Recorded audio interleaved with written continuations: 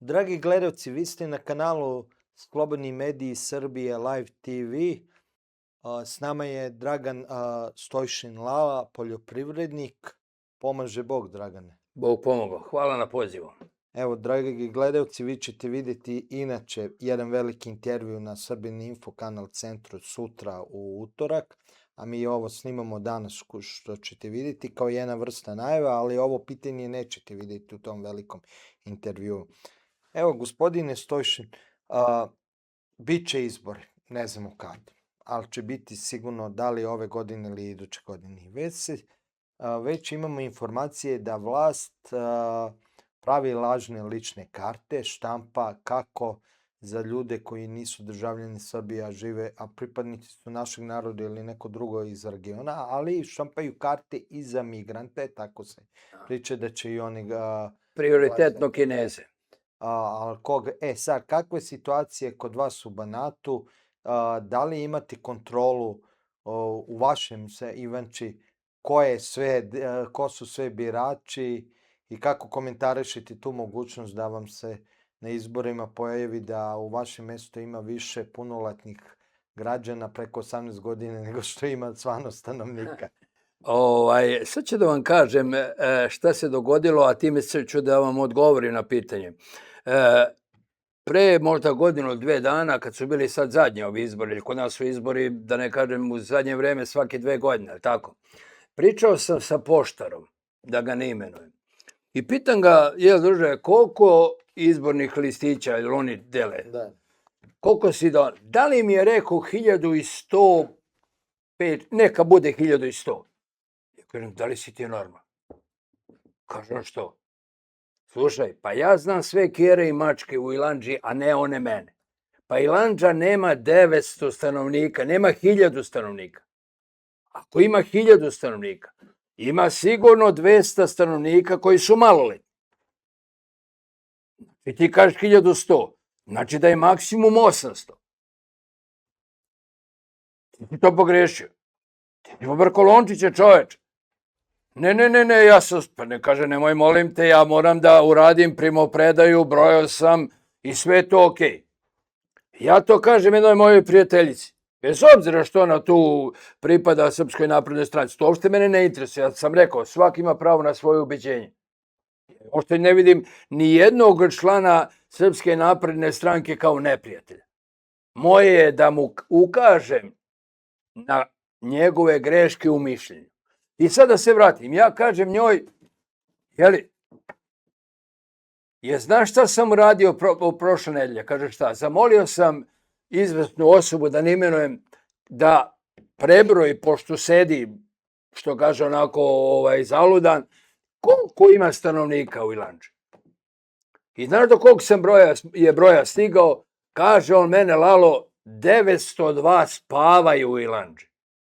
Spavaju. Znači, to su i one male bebe od 902.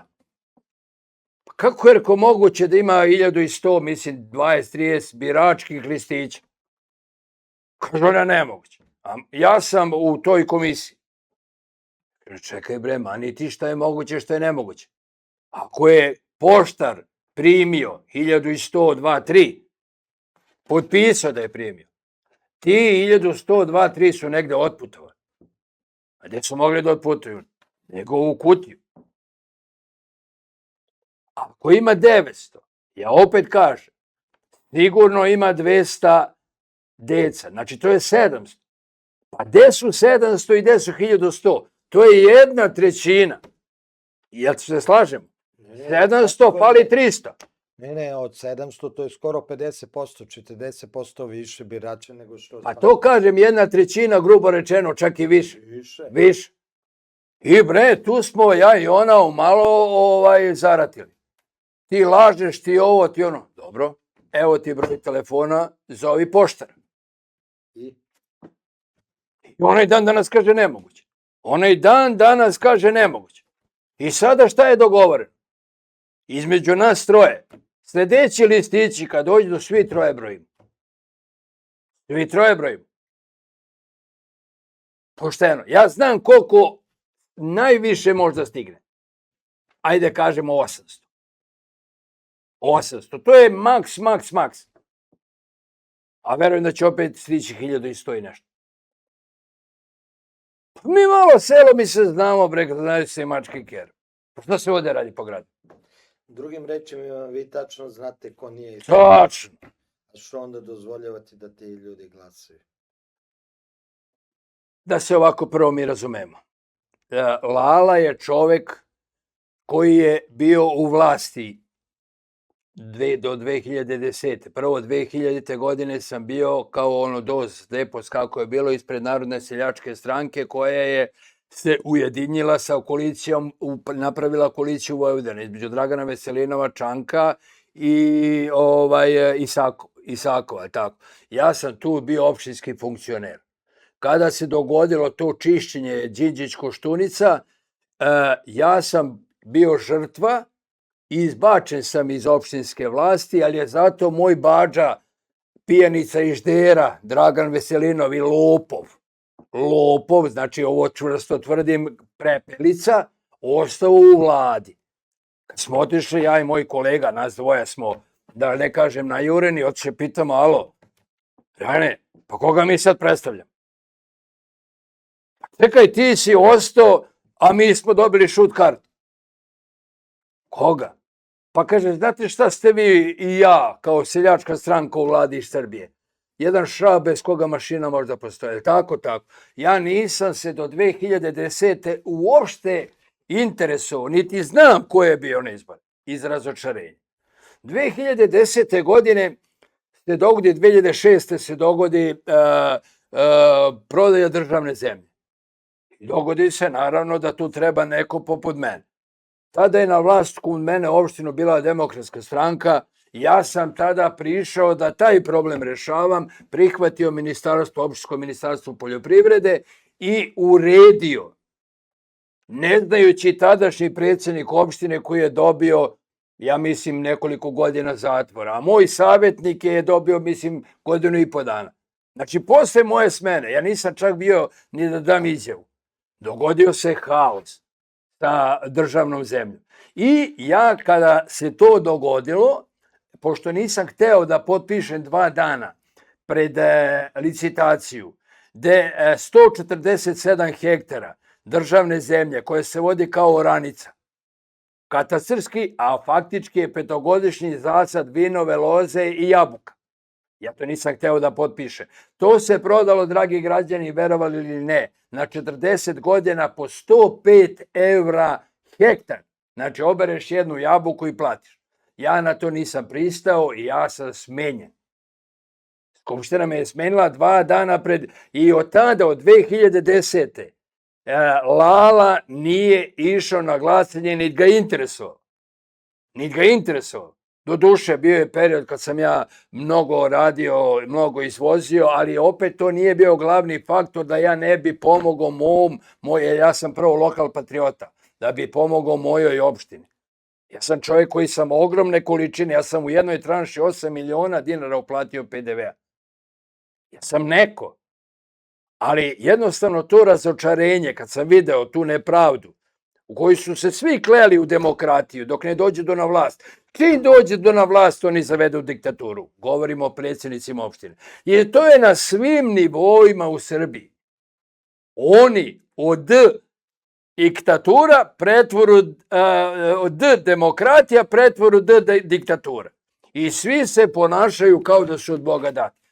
Šta ću ja tu?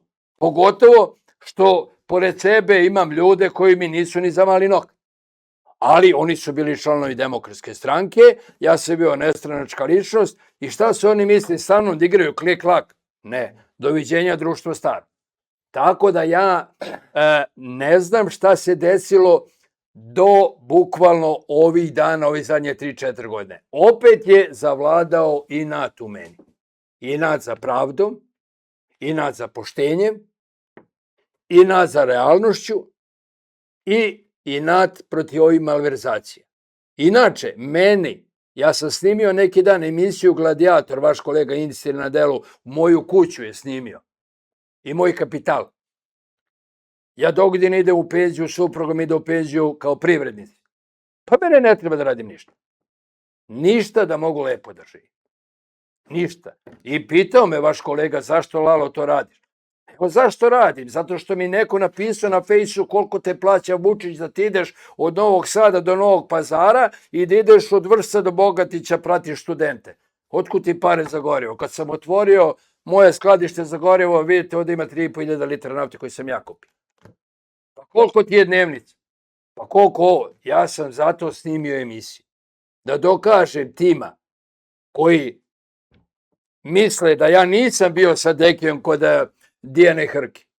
Misle da nisam. Ili da ne pričam gde još u Bogatiću sa Nadom i tako dalje.